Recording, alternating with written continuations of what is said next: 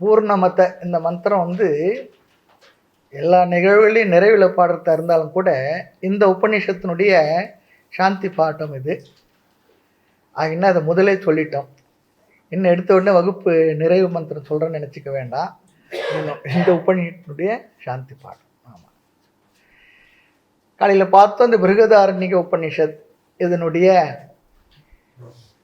அமைப்பு, அதில் இருந்த சில விஷயங்கள் ரொம்ப சுருக்கத்தில் ரத்தன சுருக்கமாக சொல்லுவாங்க இல்லையா, அப்படி பார்த்தோம். அதன் பிறகு இந்த மந்திரத்துக்குள்ளே போகிறதுக்கு முன்னே மைத்ரேய பிராமணம் இதற்குள்ளே போவதற்கு முன்னே முகவுரையாக சில கருத்துக்களை பார்த்தோம். வாழ்க்கையில் நாம் நம்மை அறியாமல் எதையோ நாடி தேடிக்கொண்டிருக்கிறோம். அதுதான் லட்சியம், சாத்தியம் என்றும் கருதி கொண்டிருக்கிறோம். ஆனால் நாம் சாத்தியமாக நினைப்பதை அடைந்த பிறகு வேறொன்று தெரிகின்றது, வேறொரு சாத்தியம் தெரிகின்றது. ஆகவே சாத்தியம் என்றால் என்ன என்று விளக்கம் பார்த்தோம். எந்த ஒன்றை அடைந்த பிறகு வேறொன்று அடைவதற்கு இருக்காதோ அதுக்கு பேர் தான் சாத்தியம். ஆனால் நம்ம வாழ்க்கையில் எதை அடைந்தாலும் இன்னொன்றை நாம் அடைவதற்கு இருப்பதாக தெரிகின்றது. ஆகவே வாழ்க்கையில் எது சாத்தியம் சொல்லி பார்க்கணும்னு சொன்னோம். அடுத்து அந்த சாத்தியத்தை அடைவதற்கான உபாயத்தை பார்க்கணும்னு சொல்லி சொன்னோம். அந்த சாத்தியமாகிய மோட்சத்தினுடைய ஸ்வரூபத்தை பார்க்கணும்னு சொல்லி சொன்னோம். இதெல்லாம் இந்த மந்திரத்தில் பார்க்க போகிறோன்னு சொல்லி சொன்னோம். அடுத்து இந்த மைத்ரேய பிராமணம் 2 இடத்துல வருது சொல்லி சொன்னோம். இந்த 2வது அத்தியாயத்தில் வருது, 4வது அத்தியாயத்திலும் அது வருகின்றது என்றும் பார்த்தோம். 2வது அத்தியாயத்தில் 2, 4, 5, 2வது அத்தியாயம் 4வது பகுதி 5வது மந்திரம். அங்கே 4வது அத்தியாயத்தில் 6வது மந்திரமாக வருது. ஆமாம், அதையும் பார்த்தோம். நாம் பார்க்கறது உங்கள் இடத்துல ஒரு தாள் கொடுத்துருப்போம். அந்த முழு மந்திரம் இருக்குது, அதுதான் பேராகிராஃப் போல் இருக்கும். அந்த மந்திரத்தில் வரக்கூடிய கருத்துக்களை தான் நாம் பார்க்க போகிறோன்னு சொன்னோம். அந்த மந்திரத்தில் இருக்க கருத்துக்களை பார்ப்பதற்கு முன்பாக ஒரு முகவரை பார்த்தோம். அந்த முகவரையில் பாதி மந்திரத்துக்குரிய கருத்துக்களும் வந்துவிடும் சொல்லி பார்த்தோம். அடுத்து மனிதன் இடத்துல ஒவ்வொரு மனிதனையும் நீ எதை அடைய விரும்புகின்றாய் சொல்லி கேட்டால் என்ன சொல்லுவாங்க? பொதுவாக எல்லாரும் சொல்லிட்டு பணம் வேணும், பணம் இல்லாத ஒரு வேலையும் ஒரு விஷயம் நடக்காது. ஆக பணம் தான் வேணும். சரி, பணத்தை எதற்காக நாம் நாடுகின்றோம் சொல்லி சொன்னால், பணத்துக்காக மட்டும் பணத்தை நாடவில்லை, பணத்தினால் வருகின்ற பொருளுக்காக சொல்லி பார்த்தோம். சரி, அந்த பொருளையும் ஏன் நாம் நாடுகின்றோம் என்று சொன்னால், அந்த பொருளிலிருந்து வருகின்ற சுகத்திற்காக, இன்பத்திற்காக. பொருளில்னா வாழ முடியாது, அதுக்காக தானே பணம் சம்பாதிக்கிறோம். ஆகினால் சரி, அந்த பொருளில் ஏதாவது பிரச்சனை வந்தால் நமக்கு உதவவில்லை என்றால் அடுத்து என்ன பண்ண? அந்த பொருளை வீசி எறிய தயாராக இருக்கின்றோம். அந்த பொருளும் ஜடமே சொல்லி பார்த்தோம். ஆக பொருள் மட்டும் போதுமா என்றால் இல்லை.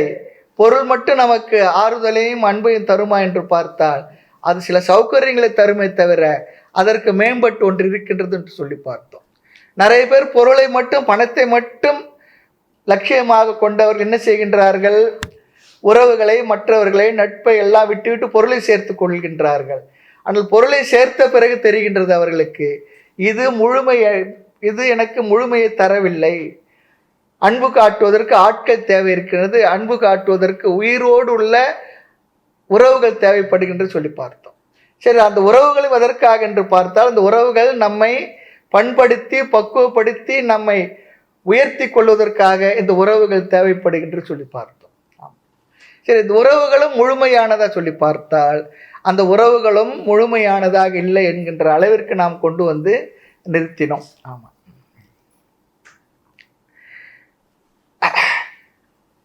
அடுத்து இந்த உறவுகளிலே நாம் பார்த்த ஒரு விஷயம், நாம் அன்பு செலுத்துவதற்கு ஆட்கள் வேண்டும், நம்மிடமும் அன்பை காட்டுவதற்கு ஆட்கள் வேண்டும் சொல்லி பார்த்தோம். இந்த அன்பும் கூட நிமித்தம் இல்லாமல் அன்கண்டிஷனா இல்லை என்பதையும் பார்த்தோம். தாயினுடைய அன்பு உயர்ந்ததாக சொல்லுகின்றோம். இறைவனுடைய அருளுக்கு, இறைவனுக்கு அடுத்து தாயைத்தான் உயர்வாக சொல்லுகின்றோம். தாராத அருளெல்லாம் தந்தருள மௌனியாய் தாய் அணைய கருணை காட்டி, தாயே அணைய எனக்கு அருள் செய்தாலாம் சொல்றாங்க. தாயினுடைய அன்பு உயர்ந்தது, உசந்தது. ஆனால் அங்கும் கூட ஒரு நிமித்தம் இருக்கின்றது. என்னவென்றால் என்னுடைய மகன் என்கின்ற நிமித்தம் இருக்கின்றது. ஆக நிர்நிமித்தமாக எந்த அன்பையும் நாம் யார் மீதும் செலுத்த முடிவதில்லை என்று பார்த்தோம். ஆக அன்பிற்கு ஒரு நிமித்தம் இருக்கின்றது. கண்டிஷன் இல்லாமல் நாம் எல்லாரையும் எப்பொழுது நேசிக்கின்றோம் என்றால் இல்லை. ஆனால் அன்புல ஒரு மகிழ்ச்சி இருக்கு, ஆனால் அது குறிப்பிட்ட அளவிற்கு தான் சொல்லி பார்த்தோம். இந்த கருத்தை எல்லாம் காலையில பார்த்தோம். அடுத்து இந்த அன்புக்குரிய அந்த உயிருக்கு நாசம் ஏற்படும் பொழுது நமக்கு இழப்பு ஏற்படுகின்றது. அப்பொழுது அதுவும் கூட நிறைவா இல்லை. நாமும் அனித்தியமானவர்கள், நாம் அன்பு செலுத்துகிற அந்த உயிர்களும் அனித்தியமானதுதான் சொல்லி பார்த்தோம். யாரோ ஒருத்தர் முன்ன போய்தான் ஆகணும். சொல்லுவாங்க இல்லையா, தீபம் எரிஞ்சிட்டு இருக்க விளக்குல ஒன்று திரி மிஞ்சினா என்ன மிஞ்சணும்னு சொல்லுவாங்க. ஏதோ ஒன்று மிஞ்சணும் இல்லையா, அது போல ஏதோ ஒன்று ஆகி விடுகின்றது. கடைசியில் எல்லாருமே என்ன ஆகின்றது? ஆமாம், இந்த உலகத்தில் பிறந்த எல்லாமே என்ன, சென்றுதான் தீர வேண்டும் என்பதெல்லாம் நாமும் வாழ்க்கையில பார்த்து கொண்டிருக்கின்றோம். ஆக எந்த அன்பும் நிலையாகவும் இல்லை, நிரந்தரமாகவும் இல்லை என்பதையும் பார்த்தோம். ஆக உன்னுடைய லட்சியம் எது என்று சொல்லி பார்த்தால், முதலில் பணம், இரண்டாவது பாசம், அன்பு. அதற்கு மேல ஒரு லட்சியம் இருக்கின்றதா என்றால் சாதாரணமாக மனிதர்களிடத்தில் அப்படி இல்லை, மனிதர்களுக்கு தெரியலை. ஆனால் சாஸ்திரமானது மேலும் ஒரு லட்சியத்தை நமக்கு காட்டி தருகின்றது என்று பார்த்தோம். ஆக சாதாரண மக்களுக்கு பணமா என்றால் பணமே, அடுத்து பணமா பாசமா என்றால் அன்பு பாசம்தான் சொல்லி பார்த்தோம். அதையும் விளக்கி அது சாத்தியமில்லை, அது சாதனமே என்று சாஸ்திரம் நமக்கு வழிகாட்டி தருகின்றது. இது காலை வகுப்புல பார்த்த கருத்தினுடைய சுருக்கம் இதுதான். அடுத்து ஆகவே என்ன சொல்கிறது, பணத்தையும் அன்பையும் லட்சியமாக்க வேண்டாம். ஆனா அது வர்ணம் என்றதை பார்த்தோம். இது இருந்தாதான் நமக்கு இந்த சாஸ்திரத்தை படிக்கக்கூடிய மனநிலையே பக்குவமே வரும் என்றும் சொல்லி பார்த்தோம். இந்த அளவுக்கு பண்பட்டவர்களுக்குத்தான் சாஸ்திர கருத்தானது கொஞ்சமாவது உள்ளே செல்லும் சொல்லி பார்த்தோம். சாஸ்திரம் சொல்லி தருகின்றது, இது சாத்தியமில்லை, சாதனமே. ஆகவே பணத்தையும் அன்பையும் மட்டும் நீங்கள் சாத்தியமாக்க வேண்டாம், சாதனமாக்க வேண்டாம் சொல்லல. ஆனாலும் கூட கண்டிப்பாக சாதனமாக்க வேண்டும். ஆனால் அதையே முழுமையாக நம்பினால் தோல்வி அடைவோம். அவைகள் நம்மை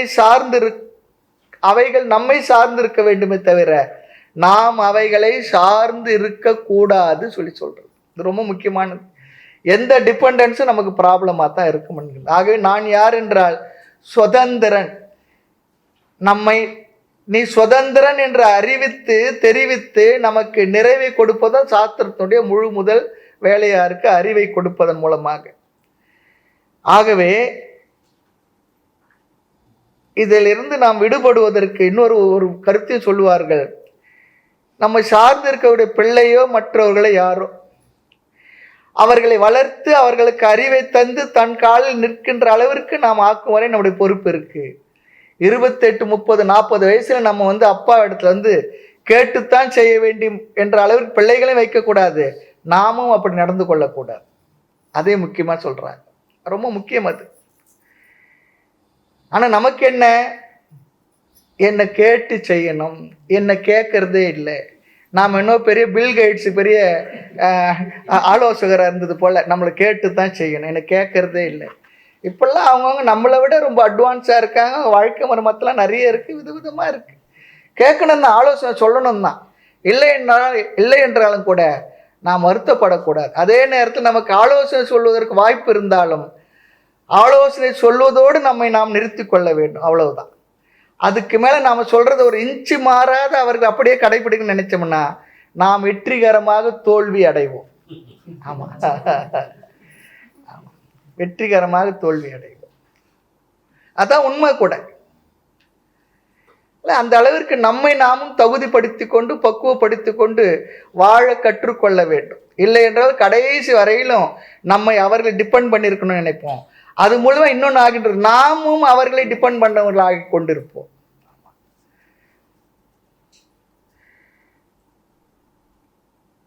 ரொம்ப முக்கியம் இந்த விஷயம். ஆகவே உறவில் பற்று நல்லதுதான், ஆனாலும் கூட ஒரு லெவல்ல நாம் தகுதிப்படுத்தி கொண்டு பிரித்து கொண்டு வாழவும் தெரிய வேண்டும் இந்த உலகத்திலே.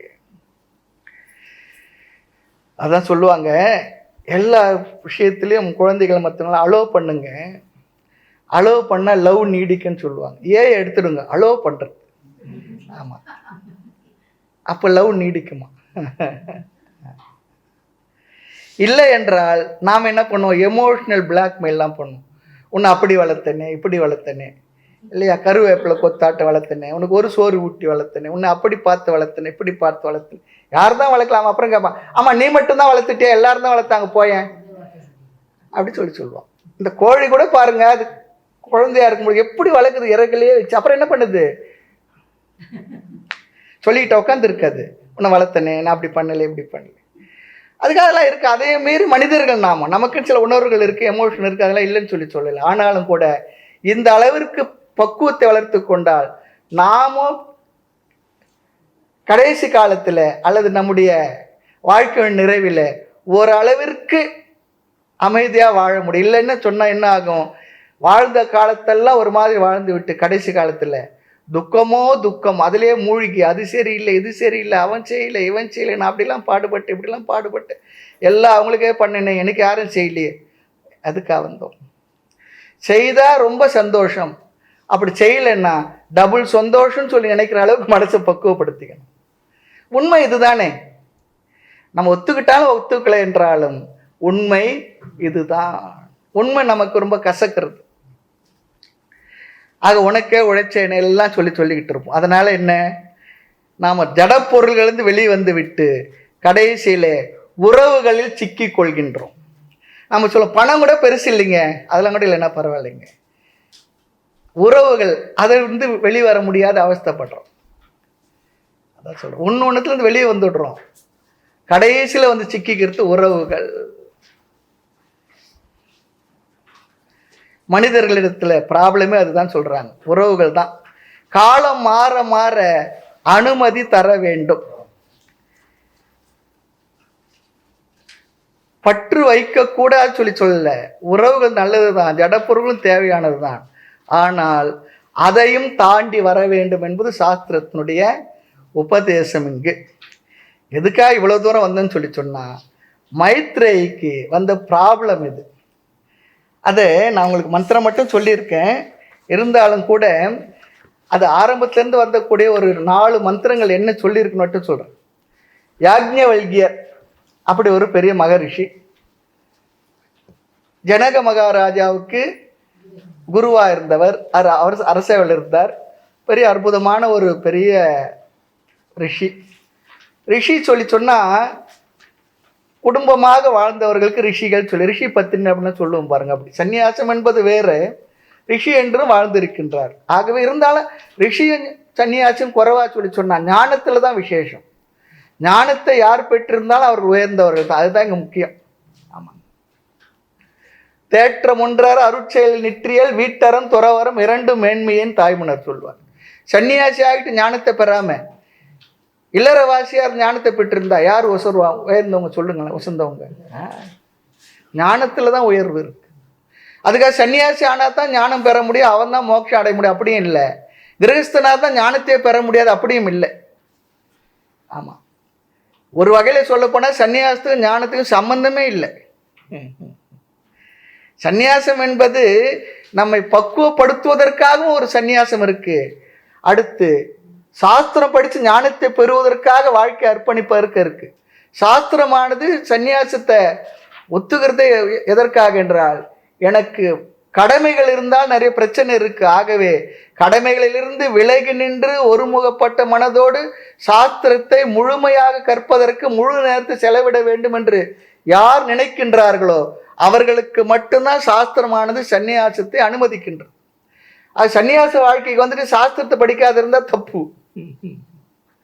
ஏன்னா அதுக்காக வந்திருக்கிறோம் நம்ம. ஆனால் தன்னுடைய வாழ்க்கையில் எல்லா பிரச்சனைகளுக்கு நடுவில் சாஸ்திரத்தை படிக்கிறது பெரிய விஷயம். ஒரு சன்னியாசி தான் சாஸ்திரத்தை படிக்கிறாருன்னு பெரிய விஷயம் இல்லை, அவர் அதுக்காக தானே வந்திருக்கிறாரு. அது படிக்கலனா தான் பெரிய விஷயம். ஒரு கிரகஸ்தர்களாக இருந்து சாஸ்திர விஷயத்தை அதிகம் கவனம் கொடுத்தா அது சிறப்பு தான்.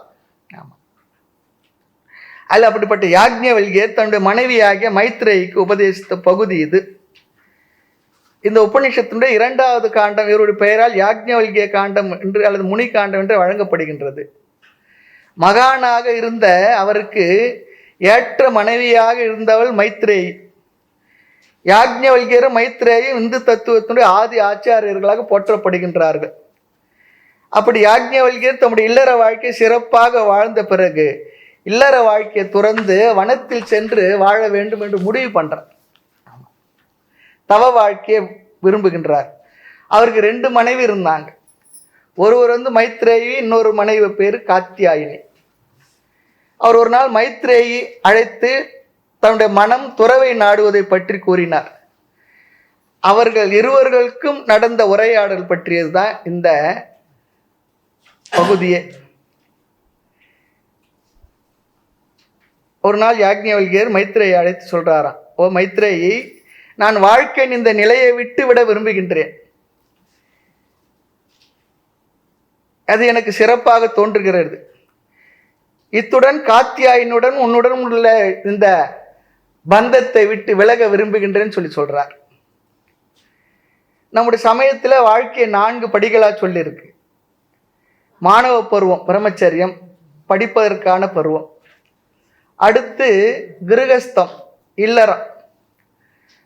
அதில் பெற வேண்டிய பக்குவங்கள் நிறைய இருக்கின்றது. பெறுவதற்கு, சம்பாதிப்பதற்கும், சுக சௌகரியமாக இருப்பதற்கும், மனதை பக்குவப்படுத்துவதற்குமான வாழ்க்கை. அடுத்து வானப்பிரஸ்தம். வானப்பிரஸ்தத்தில் ஜபம், தியானம், தவம் அதெல்லாம் சொல்லப்பட்டிருக்கு. அது வீட்டிலேயே இருந்து பண்ணலாம். நம்முடைய சொந்த வீட்டிலேயே நம்ம பேயிங் கெஸ்ட் போல ஒதுங்கி இருந்து வாழ தெரிஞ்சா சரி. இப்போ கவர்மெண்ட்லேருந்து வேலை செய்கிற எல்லாருக்கும் இந்த ரிட்டையர்ட் லைஃப் சொல்கிறாங்களே, அதுதான் ஓரளவுக்கு சொல்லலாம். அடுத்து சந்நியாசம். ஒவ்வொரு வாழ்க்கை முறையும் அடுத்தடுத்த வாழ்க்கை முறைக்கு நம்மை தயார்படுத்துவதற்காக, அதுக்காகத்தான் இருக்கிறது. ஆமாம், இன்றைக்கி நிறைய சூழ்நிலை அப்படி இருக்க முடியவில்லை என்றால் பரவாயில்லை. மனதளவில் அப்படி நாம் வாழ்வதற்கு தயார் செய்து கொள்ள வேண்டியவர்களாக இருக்கின்றோம். ஆகவே யாக்ஞவல்கியர் 2ஆம் படியான இல்லற வாழ்க்கையில் இருப்பவர். இல்லற வாழ்க்கையின் கடமைகளை பூர்த்தி செய்த அவர் மனைவியருடைய அனுமதியோடு வாழ்க்கையின் உயர் படிகளுக்கு செல்ல விரும்பினார். சும்மா போயிட்டேன் அப்படிலாம் இல்லை, அனுமதி பெற்று போகிறாங்க. நான் போயிட்டு வரேன், பொறுப்பாக கொடுக்கணும், அதுதான் ரொம்ப முக்கியம். ஆமாம், அரைகுறையை விட்டுட்டு போகக்கூடாது. பொறுப்பாக கொடுத்துட்டு போகணும். அதுக்கு ஏற்ற சூழ்நிலை தகுதியெல்லாம் வளர்த்து கொள்ள வேண்டும். நம்மளோட வாழ்க்கையும் ஒவ்வொரு படியாக அப்படி அமைத்து கொண்டே வர வேண்டும். ஆவியை விட்டாலும் சாவியை விடன்னு எல்லாத்தையும் என்ன இடத்துல வச்சுக்கிட்டு நம்ம ஊருக்கு போனாலும் இன்றைக்கி என்ன குழம்பு வைக்கிட்டு நம்ம ஃபோன் போட்டு தான் நம்ம என்னை கேட்டு தான் மருமக வைக்கணும்லாம் வச்சுக்கூடாது. ஆமாம் ஆமாம், இன்றைக்கி என்ன சட்னி வைக்கணும் அப்படின்னு கேட்கக்கூடாது. ஏமான் எதோ செய், எனக்கு பசிக்கு கொடுத்தா போதும்னு சொல்லி பாருங்கள், நல்லா இருக்கும். நிறைய தாய்மார்கள் சொல்லுவாங்க, அன்னைக்கு வந்தேன் கல்யாணம் பண்ணிக்கிட்டு இந்த அடுப்பு கரண்டியை பிடிச்சேன், இன்னும் விடலை, நான் கரண்டியை விடலை, நாம விடலை விட மனசு இல்லை, முடியறது இல்லை.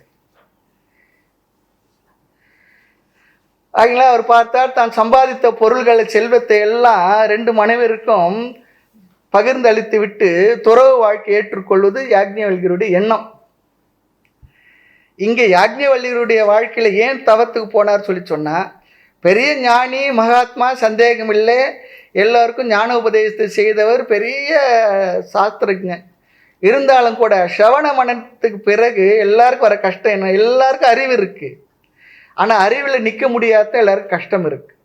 கோவப்படக்கூடாதுன்னு யாருக்கு தெரியாது, பொய் சொல்லக்கூடாது யாருக்கு தெரியாது, ஆனால் செய்கிறமையே அறிவிருந்து செய்வதற்கு காரணம் அந்த அறிவில் நிலை பெற முடியவில்லை. முதல்ல அறிவில்லை, அறியாமை. 2வது என்ன, அதில் இருக்க முடியலன்னா இயலாமை. அதுபோல தன்னை என்றுமுள்ள நித்தியமான ஆனந்த ஆத்மா என்று புரிந்து கொண்டாலும் கூட அந்த அறிவில் நிலை பெறுவதற்காக தனித்திருந்து நிதித்தியாசனம் என்ற சாதனத்தை செய்வதற்காக எனக்கு இங்கிருந்தால் சில டிஸ்டர்பன்ஸ் இருக்கு, ஆகினால் தனியாக போயிருந்து என்னை நான் அந்த அறிவில் நிலை நிறுத்திக் கொள்வதற்காக நிதித்தியாசனம் செய்ய வேண்டும், அதற்காக நான் காட்டிற்கு தவம் செய்ய செல்கின்றேன் என்று சொன்னார். ஒரு மனைவி பார்த்தா ரொம்ப சந்தோஷம், போயிட்டு வாங்கன்னு சொல்லிட்டாங்க. இருந்தால் மட்டும் என்ன உபயோகமாக இருக்க போகிறீங்க?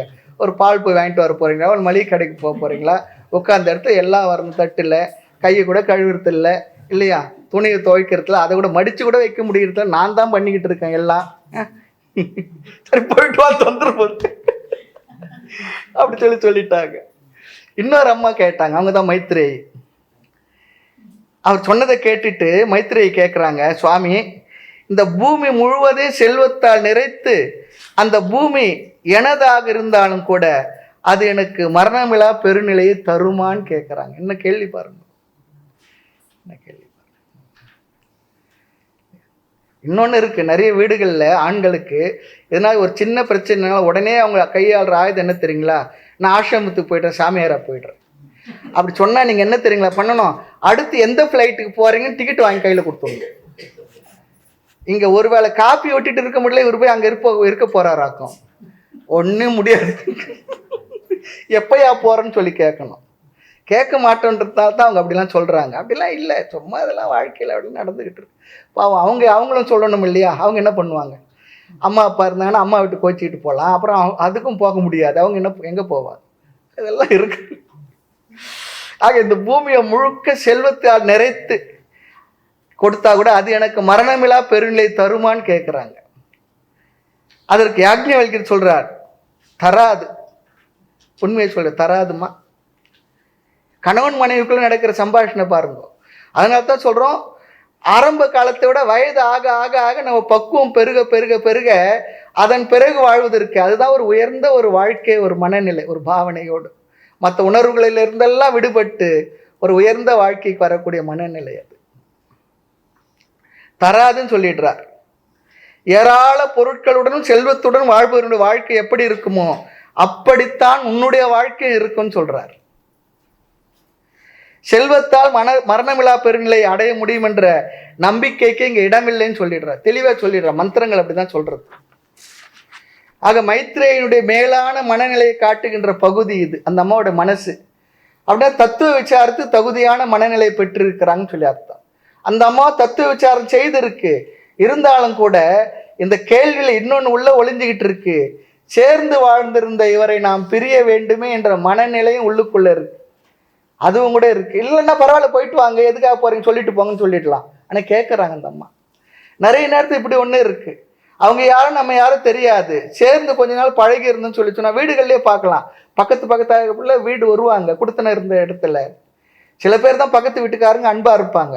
அப்படி இருந்துட்டு அவங்க போகும்பொழுது பார்த்தா கண்ணீர் விட்டுட்டு போவாங்க.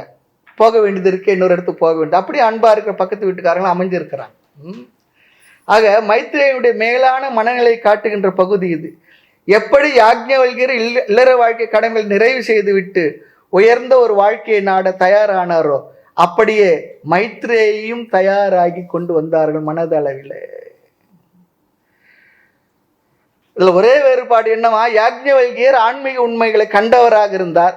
ஆக உலகியல் கடமைகளை விட்டு அந்த உண்மையிலேயே அல்லும் பகலும் வாழ விரும்பினார். மைத்ரேயன் என்ன பண்றாங்கன்னா அத்தகைய வாழ்க்கையை மேற்கொள்ள சித்தமாக இருந்தாலும் கூட யாக்ஞவல்கியர் இடத்திலிருந்து மேலும் விஷயங்கள் தெரிந்து கொள்ள வேண்டும் என்று யாக்ஞவல்கியர் இடத்துல கேட்குறாங்க. அப்போ எப்பொழுது கேள்வி கேட்டார்களோ யாக்ஞவல்கியர் அப்பொழுது அவர் குருவானார். கேள்வியை கேட்ட மைத்ரேயி சிஷ்யர் ஆனார். பகவத்கீதையில் பார்க்கிறோம், பகவான் அர்ஜுனனுடைய இந்த கேள்விக்காக காத்திருந்தவரை போல எப்பொழுது தன்னை குருவாக ஏற்றுக்கொண்டார், அப்பொழுது பகவான் என்ன பண்ணார்? குருவாக மாறி அவனை சிஷ்யனாக ஏற்றுக்கொண்டு அவனுக்கு உபதேசத்தை செய்தார் என்று நாம் அந்த இடத்துல பார்க்கிறோம், பகவத்கீதையில் பார்க்கிறோம். ஆகவே இந்த மனித வாழ்க்கையில ரெண்டு விஷயம் இருக்கான், ரெண்டு தேவைகள் இருக்கு. ஒன்று அடிப்படை தேவை, பேசிக் நீடு இருக்கு. மற்றது வாழ்க்கை தேவை, எக்ஸிஸ்டென்ஷியல் நீடுன்னு சொல்றாங்க. அதாவது உணவு, உடை, தங்குமுடை, இது மூன்று அடிப்படை தேவை. ஆனால் இந்த தேவைகளால் மட்டும் மனிதன் நிறைவு எய்து விடுவதில்லை. அவனுக்கு அதுக்கும் மேற்பட்டு என்ன தேவைப்படுகின்றது? இப்பதான் பார்த்தோம் நம்ம முகவுரையில. அன்பு தேவைப்படுகின்றது, அரவணைப்பு ஆறுதல் தேவைப்படுகின்றது, அறிவு தேவைப்படுகின்றது, வழிகாட்டுதல் தேவைப்படுகின்றது. அதுதான் ரொம்ப முக்கியம். இது இன்றி மனித வாழ்க்கை சாத்தியமில்லை. இது வாழ்க்கையினுடைய மற்ற தேவை, அடிப்படை தேவை. சாப்பாடு, தங்குற இடத்தெல்லாம் இருக்கு. அது மட்டும் நிறைவேறினால் போதுமா என்றால் இல்லை, அதுக்கு மேற்பட்டு சில தேவைகள் இருக்கின்றது. ஆக செல்வம் அல்லது பணம் வாழ்க்கையினுடைய அடிப்படை தேவைதான். அது இன்றி யாரும் வாழ இயலாது. ஆனால் வாழ்க்கையில் பணத்தினுடைய இடம் எது என்று நாம் தெரிந்து வைத்துக் கொள்ள வேண்டும். பணத்தால் என்ன தர முடியும், என்ன தர முடியாது, அதை புரிந்து வைத்திருக்க வேண்டும். ஆனால் நாம் இந்த இடத்துல தவறி விடுகின்றோம். அதுதான் சாஸ்திரம் வழிகாட்டு. இந்த இடத்துல எல்லாருமே தவறுவது இந்த இடத்துல தான். ஆனால் மனிதன் என்ன பண்றான்? இந்த உண்மையை புரிந்து கொள்ளாமல் மனித குல முழுவதுமே பணத்தை சேர்ப்பதிலேயே சேர்த்து சேர்த்து மாய்ந்து ஓய்ந்து விடுகின்றது. ஆமா இல்லையா? இன்னைக்கு பார்க்குறோமே சமுதாயத்தில் பொது வாழ்க்கைக்கு வந்தவங்கெல்லாம் நல்லது அதை செய்வேன் இதை செய்வேன், நான் ஏழை பங்காளன் நான் இருப்பேன்னு சொல்லிட்டு இப்போ என்னென்ன பண்ணிக்கிட்டு இருக்காங்கன்னு நமக்கு நல்லாவே தெரிகின்றது. பணம் தேவை, அதுக்கு மேலே என்ன தான் பண்ண போகிறாங்க அது நமக்கு புரியவே இல்லை. என்ன தான் பண்ண போகிறாங்க? எத்தனை தலைமுறைக்கு தான் இருக்கட்டுமே, பையனுக்கு சேருங்க, பேரனுக்கு சேருங்க, கொள்ளு பேரனுக்கு சேருங்க, எள்ளு பேருங்க, அதுக்கப்புறம் தர்மமாக சேர்த்த சாம்ராஜ்யம் பெரிய எல்லாமே அவங்களே ஒன்றும் இல்லாத போது இப்படி சேர்த்து வச்சதற்கு காரணம் என்ன தெரியுங்களா? தார்மீகமான உபதேசம் இல்லை, பாவ புண்ணியத்தை பற்றி பயத்தை விட்டுட்டாங்க. அதெல்லாம் ஒரு 50-60 வருஷமா நடந்த பிரச்சாரத்தின் விளைவாக எல்லாம் இந்த அளவுக்கு அப்படி ஆயிட்டாங்க, ஒரு குற்ற உணர்வும் இல்லாமல். ஆனால் அதுவும் கூட இல்லை, மற்றவர்களை பார்த்து தான் திட்டுறாங்களே தவிர அவர்களுக்கு ஒரு குற்ற உணர்வு இருக்கிறதா கூட தெரியல. யாரை சொல்ற என்னன்றது நம்ம எல்லாருக்கும் புரியும். நமக்கு இது இருக்கின்ற விஷயங்கள் தான் பொதுவாக இந்த தார்மீகமான உபதேசங்கள் வாழ்க்கை முறை இல்லாததுனால தான் இந்த எல்லா கேடு வந்தது. பாடுபட்டு தேடிய பணத்தை புதைத்து வைக்கும் கேடுகட்ட மானிடர்கள் கேளுங்கள், கூடு விட்டு ஆவிதான் போயின பின் யாரோ அனுபவிப்பார் பாவிகால் அந்த பணம் சொன்னாங்க.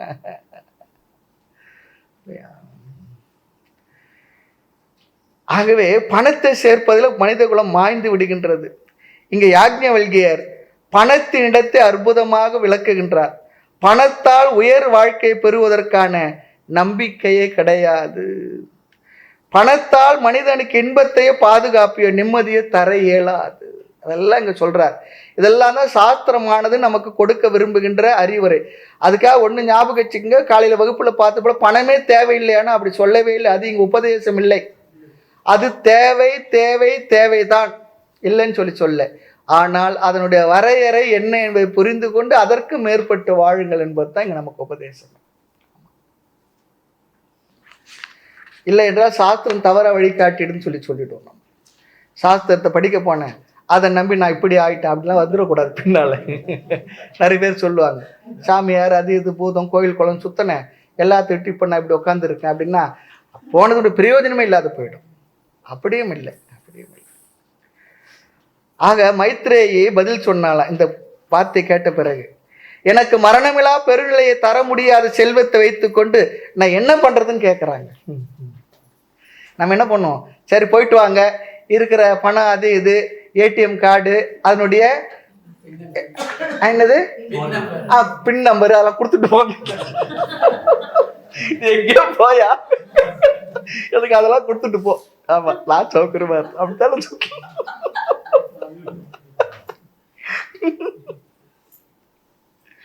அதெல்லாமா சொல்றாங்க. இதெல்லாம் வச்சு நான் என்ன பண்றது?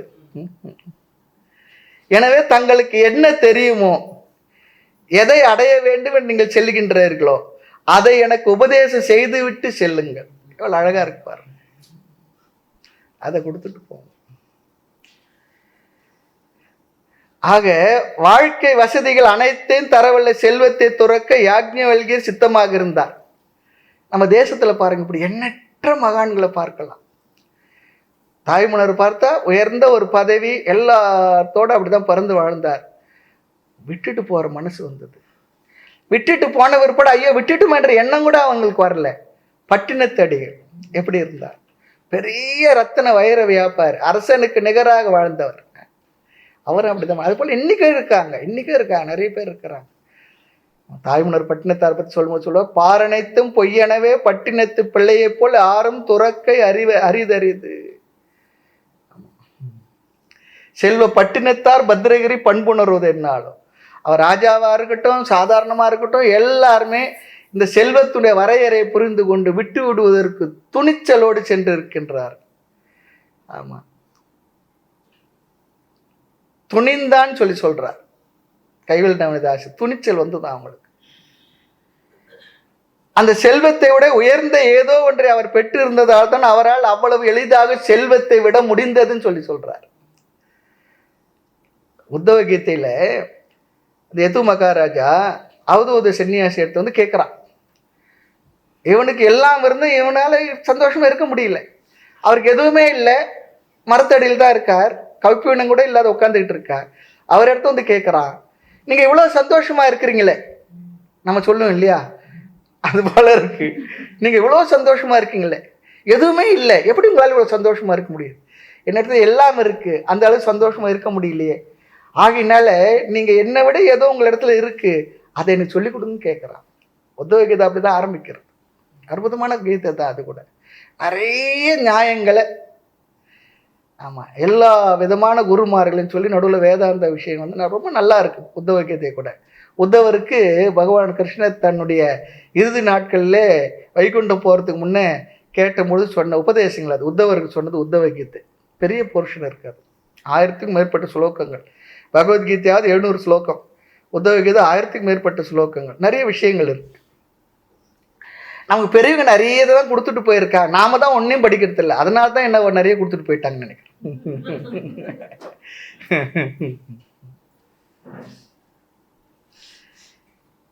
அந்த ஏதோ ஒன்று என்னவோ தெரியல, அதை அறிய முயற்சி செய்தார்கள் மைத்ரேயி.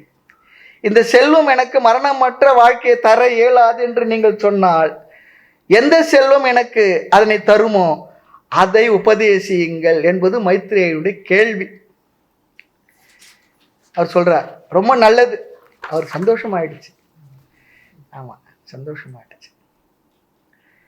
மைத்ரேயுடைய பதிலை கேட்ட யாக்ஞவல்கியர், நல்லது அன்பே, நீ என்றும் என்னுடைய அன்புக்கு உரியவளாய் இருந்து வருகின்றாய், இப்பொழுதும் இனியதையே கேட்கின்றாய், பேசுகின்றாய். வா உட்கார், உனக்கு உபதேசிக்கின்றேன், நான் கூறுவதை சிந்தனை செய் என்றார். இதெல்லாம் மந்திரத்தில் வருது.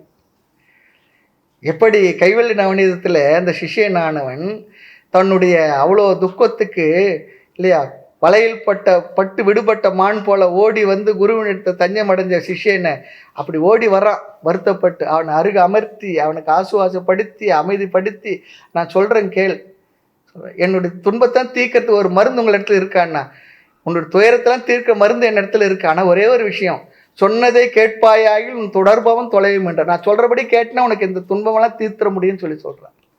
அது போல் இந்த இடத்துல அழகாக சொல்கிறார், வா உட்கார், உனக்கு நல்லா நான் சொல்லி கொடுக்குறேன், நான் கூறுவதை சிந்தனை செய். நிறைய விஷயங்கள் இருக்கு. அர்ஜுனனும் பகவானும் எவ்வளோ நாள் பழகி இருப்பாங்க, ஆனால் ஒரு நாளாவது பகவான் வந்து ஆத்ம தத்துவ ஞானத்தை பற்றி பேசியிருப்பாருன்னா இல்லை. அந்த இடத்த கேட்டபோது தான் சொன்னார். அதே போல் வாழ்க்கையில் எவ்வளோ நாள் சேர்ந்து வாழ்ந்துருப்பாங்க, கேட்குறாங்க இந்த விஷயத்தை, அப்பொழுது உட்கார் சொல்கிறேன்னு சொல்லி கொடுக்குறேன். அதனால தான் என்ன தெரியுதுன்னா, அந்தந்த பக்குவம் தகுதி நேரம் வரும் பொழுது கேட்கும். அதனால தான் கேட்கும் பொழுது சொல்லு, கேட்டவங்களுக்கு மட்டும் சொல்லுன்னு சொல்லியிருக்கு. அந்த வார்த்தைக்கு அப்போ தான் மதிப்பு இருக்கும், உயர்வு இருக்கும், அவங்க மனசில் போய் தைக்கன்னு சொல்லியிருக்கு. ஆக நான் கூறுவதை சிந்தனை செய் என்கின்றார். அதான் சொல்கிறார், அன்பின் அடிப்படையும் அதை அடைய வழியும் ரொம்ப அழகாக சொல்கிறார். இந்த பிரபஞ்சமே அந்த அன்பினுடைய வெளிப்பாடு தான். ஆனால் உலகத்தில் விந்தை என்னன்னு சொல்லி சொன்னால், அந்த அன்பினுடைய உந்துதலால் தான் எல்லாமே நடக்கின்ற. அன்பு தான் வாழ்க்கையினுடைய சார். அன்புனால தான் எல்லாம் கேட்குறோம். அன்புனால தான் ஒருத்தர் எடுத்து சண்டையும் போடுறோம். தெருவில் போகிற முன்பின் தெரியாது சண்டை போடுவோமா? அப்படி போனால் அடி தான் வாங்கிட்டு வரும். நமக்கு யார் எடுத்து சண்டை போடுவோம்? ஏன் இவ்வளோ லேட்டாக வர யார் கேட்போம்? எதனால் கேட்போம்? அன்புனால தான் கேட்போம். அதனால் அன்பு என்பது தான் ஒரே உணர்வு. அந்த அன்பு என்ற ஒரு உணர்வை போட்டு தான் நம்ம எல்லாம் சேருன்னு சொல்லி சொல்கிறோம். அன்பு தான் கோபமா, வெறுப்பா, உதாசீனமா எல்லாம் வருது. நம்ம அன்புக்குரியவங்களுக்கு தான் கோச்சிப்போம், பேச மாட்டோம். ஆனால் பேசலனாட என்ன பண்ணுவோம்? மனசில் இருந்துக்கிட்டே இருக்கும். அதில் எல்லாம் அன்பு தான், அன்புடைய விளைவு தான். ஆனால் என்ன சொல்லிடுறா சொல்லி சொன்னால், இந்த அன்பு மட்டுமே போதாது. இந்த அன்பு என்பது நம்மை உறவுகள் சிக்க வைத்து விடுகின்றது. அந்த அன்பையும் மீறி வெளிப்பட்டு ஒரு விஷயம் இருக்குது, அதை சொல்லுகின்றேன் கேள் என்று சொல்வது தான் அடுத்து வரக்கூடிய 5வது மந்திரம். ஆகவே மைத்ரேயி கேட்குறாங்க, உங்களிடத்துல அந்த ஞானம் எனக்கு வேணும், அதே நேரத்தில் உங்களுடைய உறவை நான் எப்படி விடுவது? அதுவும் அங்கே இருக்கு. இது கேள்வி. ஆகவே அழகான ஒரு பெரிய ஒரு வார்த்தையை சொல்றார், நான் ஒருவரை நேசிப்பதும் என்னை ஒருவர் இன்னொருவர் நேசிப்பதும் எப்படி சாத்தியம் இல்லை என்பதை சொல்லிக் கொடுக்கிறார். இங்கு நாம் கவனமா புரிந்து கொள்ள வேண்டும். ஒருவர் நம்மை நேசிப்பதும் நான் மற்றவர் நேசிப்பதும் தேவையா தேவையில்லை என்றால், தேவையில்லை என்பது இங்கு உபதேசம் இல்லை, தேவைதான். அப்பொழுதுதான் நம்ம என்ன ஆகும்? அன்புக்குரியவர்களுக்காக நாம் தியாகம் செய்வோம், அவர்கள் மீது கருணையோடு நடந்து கொள்வோம், அவர்களிடத்துல விஷயங்களை பகிர்ந்து கொள்வோம். இந்த அன்பு பகிர்ந்து கொள்வதனால் என்ன ஆகின்றது? பிறர் தவறையும் கூட மன்னிக்கின்ற பக்குவம் நம்ம மனதில் வரும். எல்லா விதமான உணர்வுகளையும் பெற்று நம்மை நாம் பக்குவப்படுத்திக் கொள்வதற்கு இந்த அன்பு தேவை. மென்மையான மனமும் நமக்கு கிடைக்கும். ஆனால் அது மட்டுமே சாத்தியமில்லை. ஆனால் பல பேர் இந்த அளவுக்கு உயர்ந்து வருவதே பெரிய கடினமாக தான் இருக்கு. இந்த அளவுக்கு உயர்ந்து வருவதே கடினமாக தான் இருக்கு. வாழ்க்கையில் இதோடு முடித்துக் கொள்கின்றோம், வேற முடியறதில்லை. முந்தையெல்லாமாவது பெரிய கூட்டு குடும்பம் இருக்கும், கொஞ்சம் அன்பு கொஞ்சம் அகன்று இருக்கும் இல்லையா? இப்போ பார்த்தா என்ன இன்னர் சர்க்கிள் என்ற இன்னர் சர்க்கிள் என்ன தெரியுங்களா?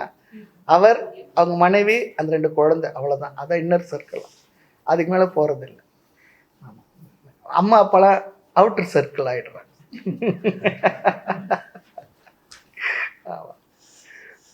அவ்வளோ சின்ன குடும்பம் ஆயிடும். ஆக இதுவே சாத்தியமில்லை, இது சாதனம்தான். அப்போ அந்த சாதனத்து மூலமா அடைய வேண்டியது அடுத்து ஒன்று இருக்கின்றது. எப்படி அது சாத்தியமில்லை, இதை நாம் புரிவதற்கு முயற்சி செய்யலாம். ஆக அன்பை பெறுவது, அன்பை கொடுப்பது சாத்தியமில்லை என்று தெரிந்து கொண்டால் என்ன பலன் ஏற்படுகின்றது? அது தெரிஞ்சுக்கிட்டோம்னா அடுத்த படிக்கு போகலாம். உலகம் தருகின்ற வைராகியத்தினால, உலகம் தருகின்ற அந்த அன்பில் நமக்கு வைராகியம் வரும். வைராகியம் நமக்கு வரணும்னு சொன்னா இந்த உலகம் தருகின்ற அன்பினால் ஏற்பட்ட ஒரு பக்குவம் தான், பக்குவத்தினுடைய விளைவு தான் வைராகியம் சொல்றாங்க. வைராகியம் வெறுப்பில்லை, வெறுப்பில்லை. ஆமா, இந்த அன்பினுடைய விளைவு முதிர்ச்சி வைராகியம். ஆமா, அந்த வைராகியம் கூட இறுதி இல்லை. அதன் மூலமாக நாம் பெற வேண்டிய ஞானம் இருக்கு. இப்படி படிப்படி அழகா நம்மளை கைப்பிடிச்சு அழைச்சின்னு போறது. ஆகவே என்னுடைய மன வளர்ச்சிக்கு இந்த அன்பு, உறவு, பணம் எல்லாம் தேவைதான். தவிர அதுவே முடிவில்லை என்று புரிந்தால் அந்த அன்பினால் நமக்கு வருகின்ற வருத்தம் அதெல்லாம் இல்லாமல் ஒரு வைராகியம் என்ற மனப்பக்குவத்தை நாம் பெறுவோம். அடுத்து இன்னொன்று இருக்கு. அந்த அன்பை சார்ந்து இல்லாதவனான சுதந்திரனாகவும் நாம் ஆக முடியும். ஆமா, நம்ம எல்லோருமே அன்பிற்கு ஏங்குகின்றோம், அன்பிற்கு பிச்சைக்காரர்கள் என்று பார்த்தோம். அதை சார்ந்து இருப்பவர்களாக இருக்கின்றோம். ஆனால் இந்த உண்மை புரிந்து விட்டால் அந்த அன்பை சார்ந்து இல்லாதவனாக நாம் மாறுவோம். இது ஒரு விதமான மனப்பக்குவம். ஞாபகம் வச்சு, கல் மனசுக்கார அப்படிலாம் இல்லை, நல்லா ஞாபகம் வச்சுக்கோங்க. சில பேர் மனசுல அந்த கனிவே இருக்காது, அன்புன்னு தான் ஒன்றுன்னு தெரியாது, ஈரமே இருக்காதுன்னு சொல்றோம் பாருங்க. அப்படிலாம் இல்லை. இவைகளை எல்லாம் அனுபவிப்பதன் மூலமாக அது போதும் என்ற மனநிலை வரும்பொழுது அது ஒரு விதமான மனப்பக்குவம், அது ஒரு விவேகம், அது ஒரு வைராக்கியம். இப்ப நாம எல்லோருமே ஒருவருக்கு ஒருவர் அன்பைத்தான் சார்ந்துள்ளோம். தவறா என்றால் தவறு இல்லை, நல்லா ஞாபகம் வச்சுங்க. இந்த கிளாஸ் முடிச்சுட்டு வீட்டுக்கு போயிட்டு நான் அன்பு இல்லாத இருக்க பழகிக்கிட்டேன்னு வீட்டில் போய் சொல்லாதீங்க. சொன்னா நீங்க அங்கேயே போயிருங்கன்னு அனுப்பி விட்டுருவாங்க. ஆமா, ரொம்ப நல்லதா போச்சு, போயிட்டு வாங்க. ஏற்கனவே நாங்க எப்படி சொல்றதுன்னு நினைச்சிருந்தோம், போயிட்டு வாங்கன்னிடுவாங்க. அப்படிலாம் இல்லை.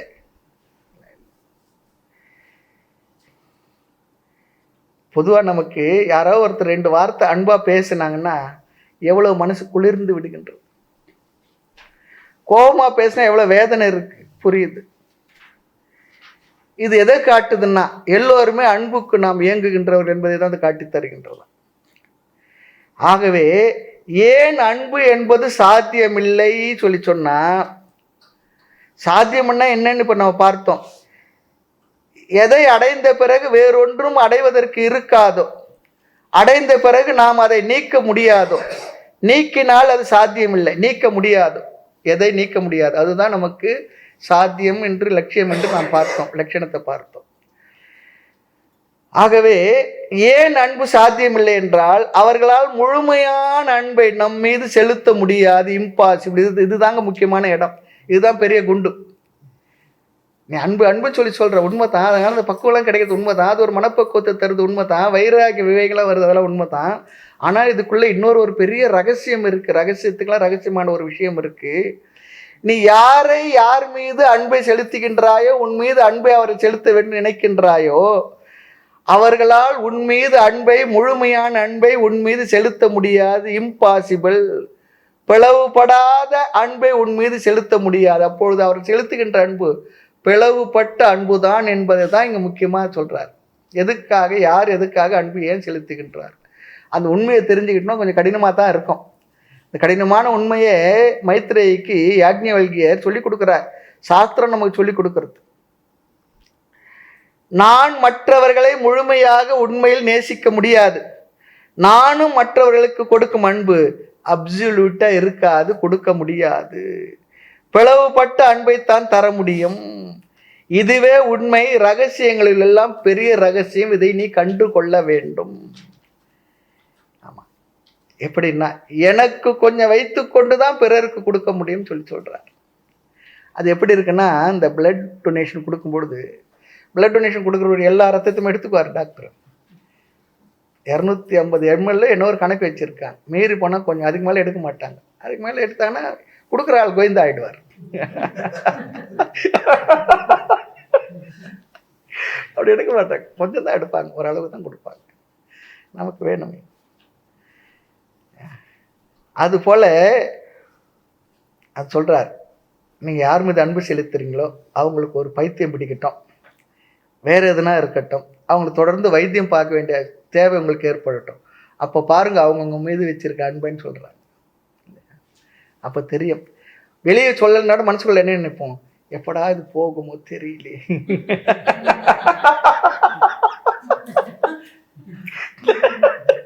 வெளியே சொல்ல மாட்டோம், மனசுக்குள்ள நினைப்போம். ஆக பிளவுபட்ட அன்பைத்தான் தரலான்னு சொல்றார், நேசிக்கலாம். பிளவுபடாத அன்பை யாரும் யாருக்கும் தர முடியாது. இது ஒரு கொஞ்சம் பொடி வச்சே பேசிட்டு போறார். கடைசியில் ஏன் தர முடியாதுன்னு உண்மையை சொல்ல போறார். அதனால் என்ன, யாரும் என்னை நேசிக்க முடியாது, நானும் யாரையும் முழுமையாக நேசிக்க முடியாது. இதுவே உண்மை, சத்தியம். உண்மையில் நீ உன்னைத்தான் நேசிக்கின்றாய், உன்னைத்தான் நீ நேசிக்க முடியும்.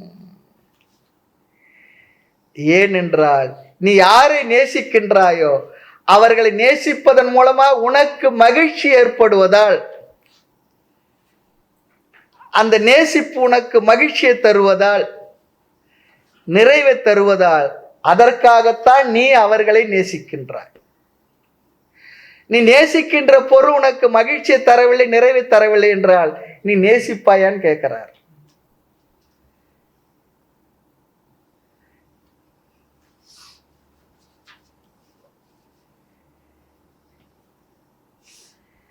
ஆகவே நீ உண்மையில் உன்னைத்தான் நேசிக்கின்ற, இது உனக்கு தெரியவில்லை.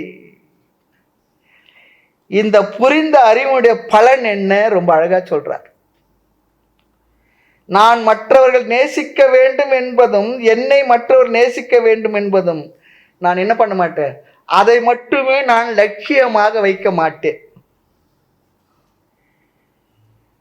அப்படி யாரும் யாரையும் முழுமையாக நேசித்து விட முடியாது என்று தெரிந்தால் அப்ப என்ன ஆகலையா, அந்த அன்பு மட்டுமே நம்முடைய லட்சியமாக ஆகாது. ஆகையினால நான் என்ன பண்ணுவேன், அடுத்தபடியா மற்றவருடைய அன்பை நான் அடைவதும் என்பது என்னுடைய லட்சியம் இல்லை. நான் பிறரை நேசிக்க வேண்டும் என்பது என்னுடைய லட்சியம் இல்லை. அல்லது பிறர் என்னை அங்கீகரிக்க வேண்டும் என்பது லட்சியம் இல்லை. நான் பிறரை அங்கீகரிக்க வேண்டும் என்று நினைப்பதும் கூட என்னுடைய லட்சியம் இல்லை.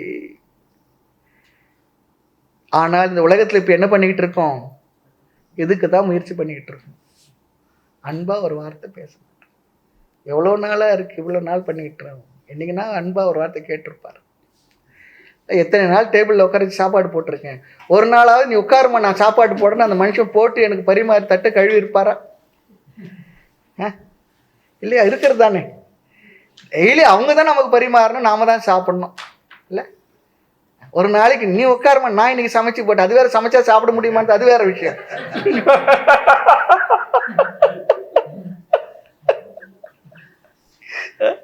அது வேற விஷயம். ஒரு நாள் அப்படி பண்ணியிருப்பாங்களா? வாழ்நாளெல்லாம் நீ என்னோட துணியெல்லாம் துவைச்சு மடித்து எல்லாம் பண்ணி வைக்கிற, இன்னைக்கு எல்லா வேலையும் நான் பண்ணுறேம்மா சொல்லியிருப்பாரா?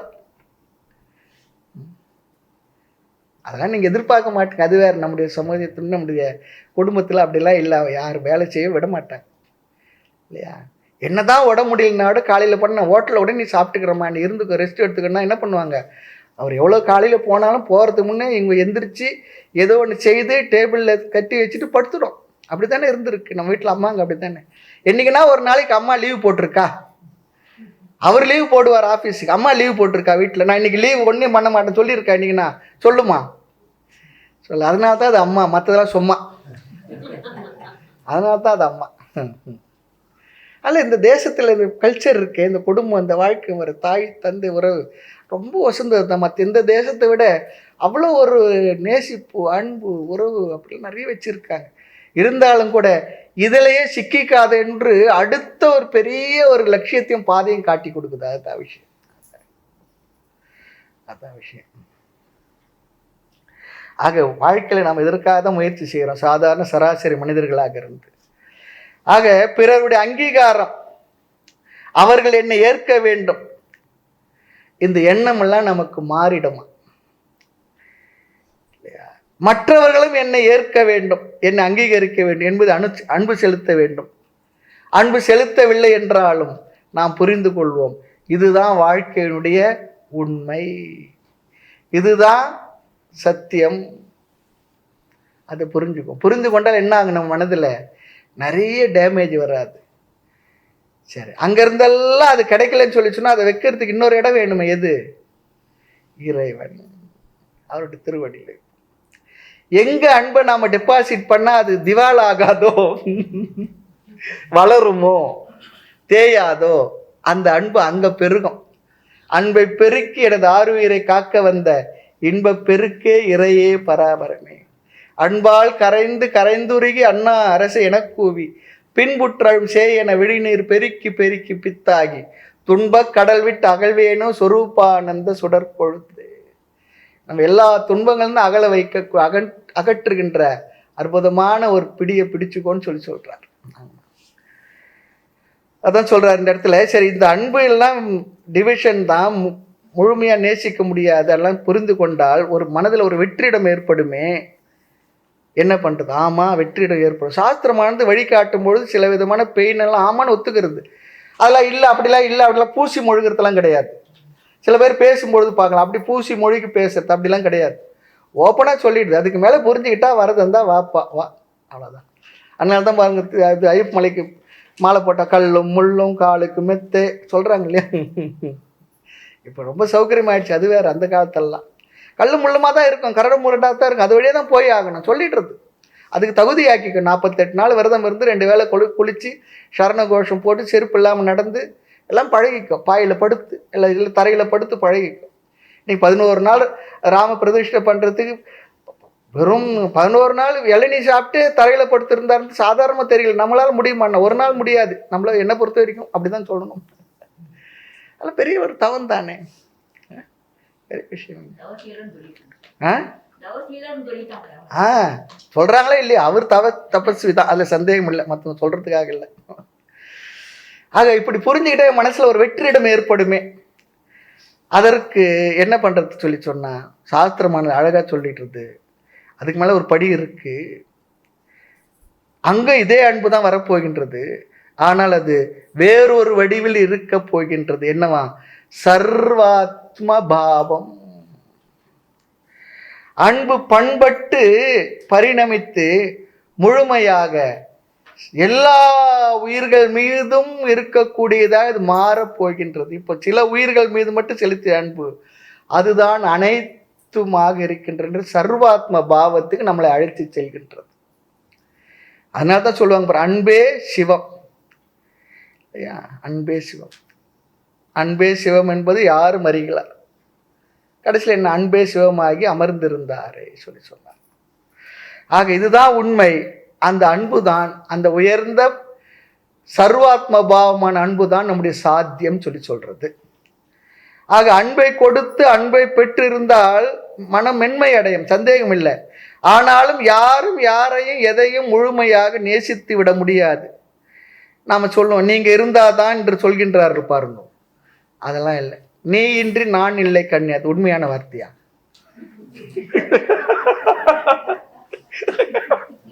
அப்படிலாம் இல்லை. பாட்டு வரி ஒன்றும் நல்லா இருக்கலாம், அப்படிலாம் இல்லை. ரசிகலாம் பாடுறாங்க பாருங்க. நான் சொல்றேன்ல, நீங்க இருந்தாதான் சொல்லி. ஆக நீ யாராவது ஒருவரை நேசிக்கின்றாய் என்றால் அவர்களால் வருகின்ற சுகம் இன்பத்தினால்தான் உனக்கு மனம் மகிழ்ச்சியாக இருக்கின்றது. அது நிறைவை தருகின்றது. அது நிறைவை கொடுக்காமல் உனக்கு துன்பத்தையே தொடர்ந்து கொடுத்தால் நீ அவர்களை நேசிக்க முடியாது. ஆகவே உண்மையில் நீ உன்னைத்தான் நேசிக்கின்றாய். நீ உண்மையில் உன்னைத்தான் நேசிக்க முடியும். இதுதான் மைய கருத்து.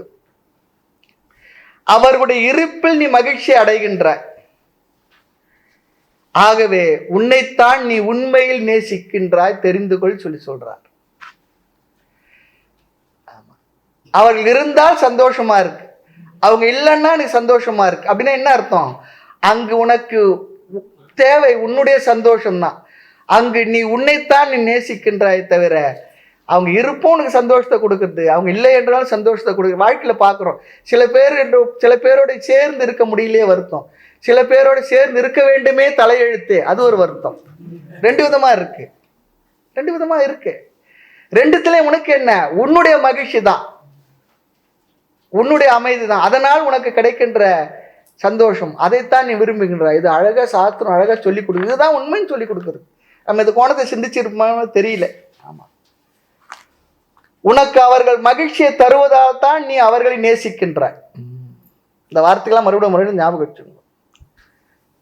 அதுபோல் யாரும் என்னை, இன்னொன்னு இருக்கு, இப்படி சொல்றேன் நான் மட்டும் சொல்றேமே, இன்னொரு கோணம் இருக்கு. அது போல யாரும் என்னையும் நேசிக்க முடியாது. இது அடுத்து இன்னொரு கோணம். நம்மளை பத்தியே இல்லை, நம்முடைய கோணத்தில் மட்டும் பேசுறது இல்லை. யாரும் என்னையும் அப்படி நேசிக்க முடியாது. அப்படி தெரிஞ்சுக்கிட்டு என்ன ஆகும்? நான் இவ்வளோ அன்பு கொட்டி வளர்த்தேனே, அங்கிருந்து ஒரு 5% கூட என் மீது அன்பு காட்டலன்னா அதையும் நாம் என்ன பண்ணுவோம்? கடந்து விடுவோம். ஆக யாரும் என்னையும் முழுமையாக நேசிக்க முடியாது. ஆகவே அவரவர்களைத்தான் நேசிக்க முடியும். உண்மையில் அவரவர்களைத்தான் அவரவர்கள் நேசிக்கின்றார்கள். இது ஒரு பெரிய ஒரு ஆட்டம் பாம் போல உண்மைங்க. இது எல்லோருமே அவரவர்களைத்தான் நேசிக்கின்றோம். சிந்தித்தால் தான் இந்த உண்மை புரியும். இந்த ஃபேமஸ் கொட்டேஷன், இந்த மந்திரமானது ரொம்ப ஃபேமஸ். அதில் வரக்கூடிய வார்த்தை ரொம்ப ஃபேமஸ். ஆத்மனஸ்து காமாய சர்வம் பிரியம் பவதி. அவரவர்களைத்தான் நேசிக்க முடியும். அதற்காகத்தான் பிறரை நேசிக்கின்றோம். ஆகவே நாமும் யாரையும் முழுமையாக நேசிக்க முடியாது, யாரும் நம்மையும் முழுமையாக நேசித்து விட முடியாது. இந்த நேசிப்பு என்பது ஒருவருக்கு பரஸ்பரமாக இருப்பது, அவரவர்களுக்கு மகிழ்ச்சியை தருவதால் தான்.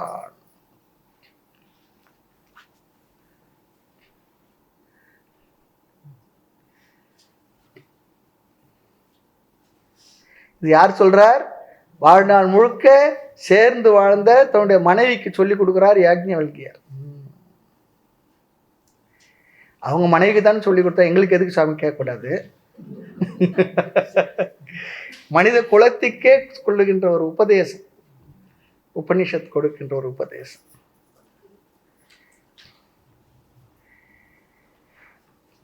சிந்தித்தால் உண்மை புரியும். அதற்கு முன்பாக இந்த அறிவு நமக்கு கிடைத்து விட்டால் என்ன பலன்? அழகா சொல்றாரு பாருங்க.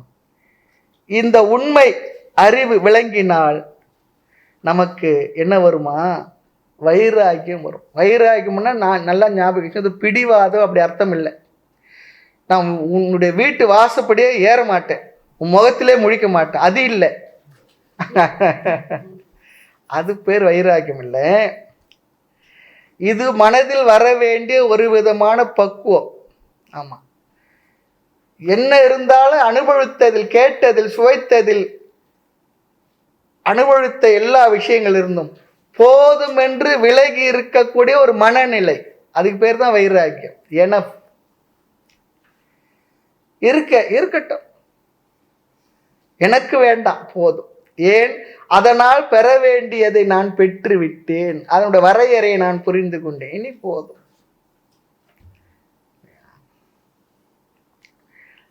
இந்த அறிவு விளைவு நமக்கு வைராகியம் வரும். அது எப்போ பயன் தரும் தெரியுங்களா? இந்த உறவுகள் கசக்கும் பொழுது. நிச்சயமாக கசக்கும். அப்படி உறவுகள் கசக்கும் பொழுது இந்த அறிவானது நமக்கு பெரிய பிரயோஜனத்தை தரும். நமக்கு பெரிய வருத்தம் இருக்காது. ஆமா, என்ன? யாரை நம்பி? பாருங்களேன், போகடா போங்க, அப்புறம் வாங்கடா வாங்க சொல்லாதீங்க. வந்தா வரட்டும், வந்தா ஓகே, வரலன்னா டபுள் ஓகே போட்டு ஆனந்தமா இருக்க மனநிலை நமக்கு வரும்.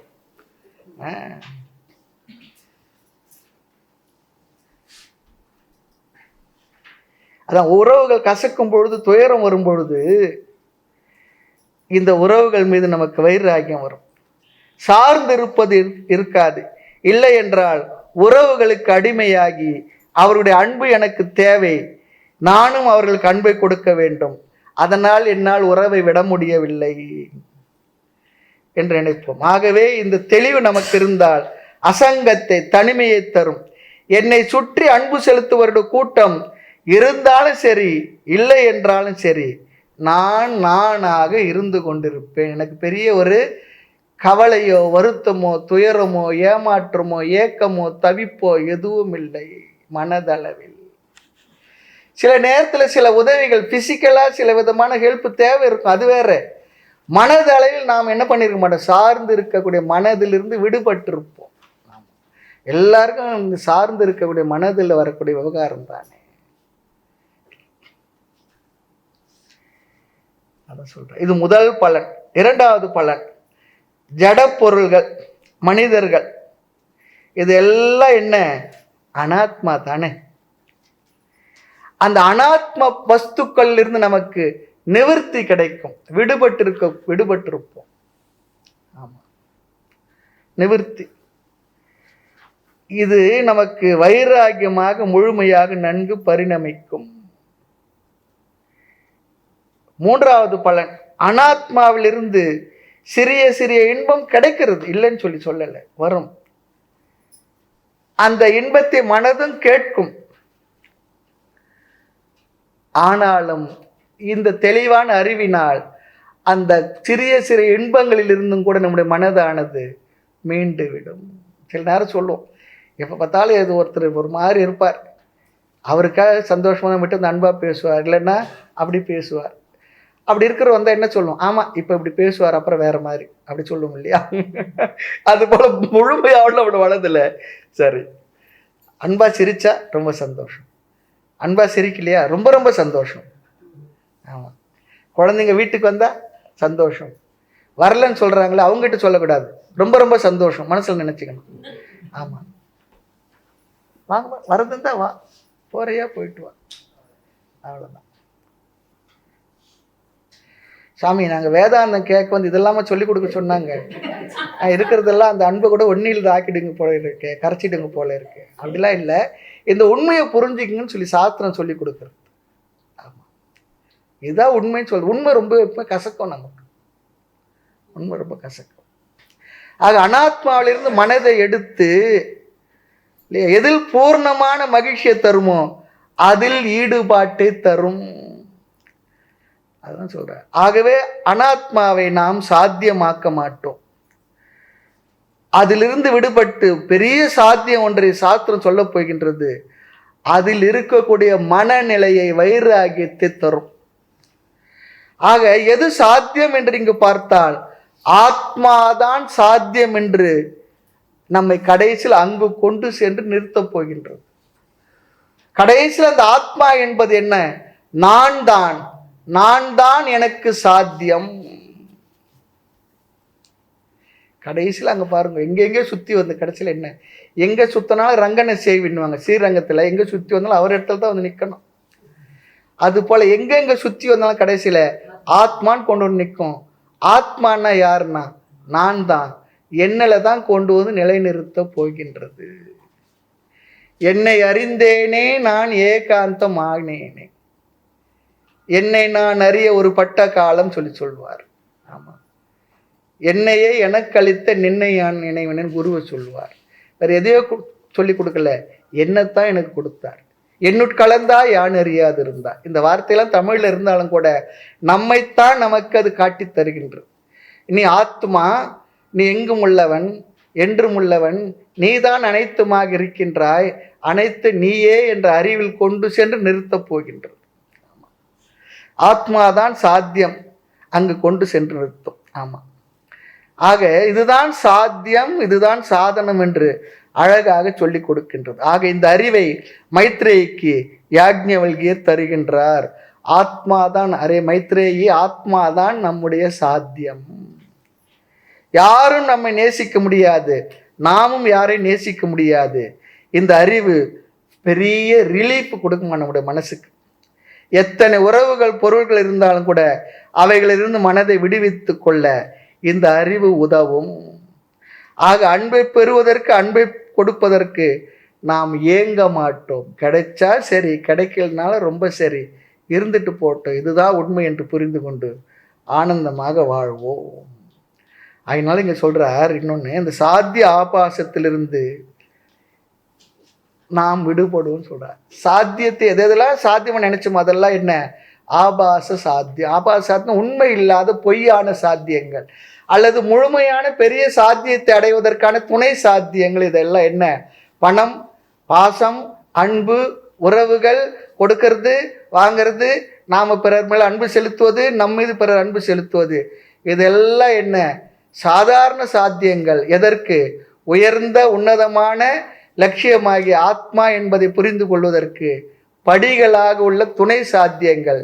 நம்முடைய உயர்ந்த முழுமையான சாத்தியம் ஆத்மா. ஆகவே நீ உன்னைத்தான் நேசிக்க முடியும். ஆத்மனஸ்து காமாய சர்வம் பிரியம் பவதி என்று சொல்லுகின்றார். இப்பொழுதுதான் நம்ம என்ன பண்ணியிருக்கோம்னா மந்திரத்துக்கு கிட்டக்க வந்திருக்கிறோம். மேலும் விஷயங்களை அடுத்த பார்க்கலாம். மூர்த்தி எல்லாம் வாழி, எங்கள் மௌன குரு வாழி, அருள் வார்த்தை என்றும் வாழி, அன்பர் வாழி, பராபரமே ஐயனே எனதுள்ளே நின்று அனந்த ஜென்மங்கள் ஆண்ட மெய்யனை உபதேசிக்க வெளிவந்த குருவே போற்றி, உய்யவே முக்தி நல்கும் உதவிக்கோர் உதவினாயேன், செய்யுமாறு ஒன்றும் காணேன், திருவடி போற்றி போற்றி. ஓம் பூர்ணமத பூர்ணமிதம் பூர்ணாத் பூர்ணமுதச்யதே பூர்ணஸ்ய பூர்ணமாதாய பூர்ணமேவாவசிஷ்யதே. ஓம் சாந்தி சாந்தி சாந்தி. ஹரி ஓம் ஸ்ரீ குருப்யோ நமः. ஹரி ஓம்.